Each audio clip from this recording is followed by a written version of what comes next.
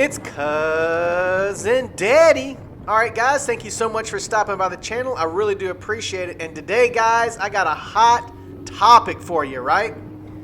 Today guys, my topic and what I want to talk about is, I don't know if you have been paying attention to it in the news, if you guys are up to date on what's going on. But guys, the credit card companies have now got codes for firearms that allows them to be able to either flag or deny the purchase of a firearm. The decision of the credit card is now in the hands of the credit card companies whether you can purchase a firearm, right, from a firearm dealer. Now, let me give that a second to sink in with you guys. Guys, how many attacks on the two-way are we looking at? But man, this is a whole nother level of attack. This is coming from the bank industry, and this is coming from the credit card industry. And guys, we all know what's happening here. This is just the beginning.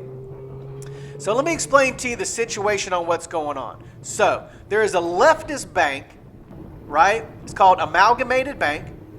And what they have done is they have requested a merchant code for firearms. Because as it stands, if you don't know this, there's a company, right? And this company is the International Organization for Standardization.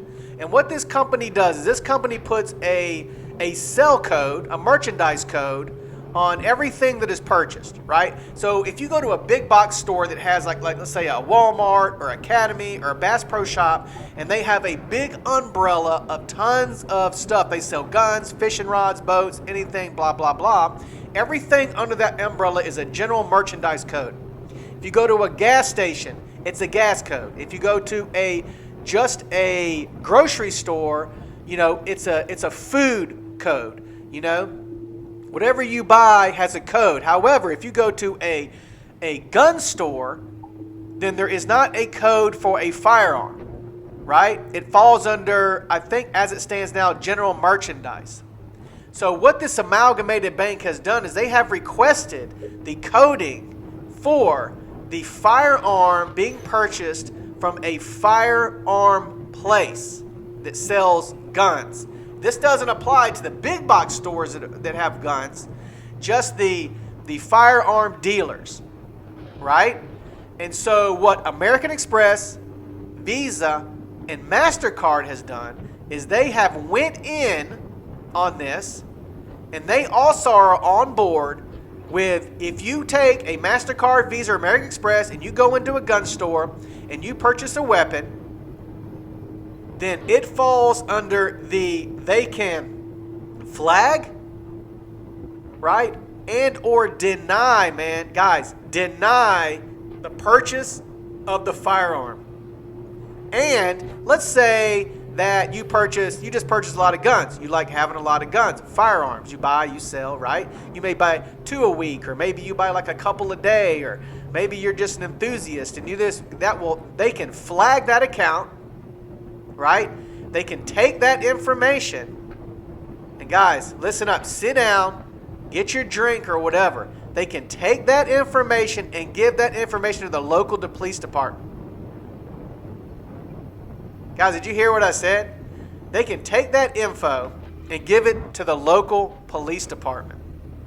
And here's what the credit card companies are basically, this is what they're saying, right?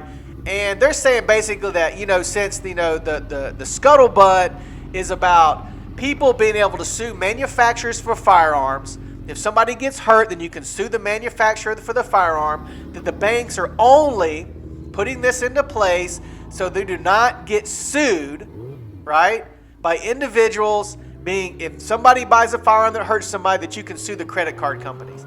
This is the stance they're taking on this. But guys, we all know what this stance means.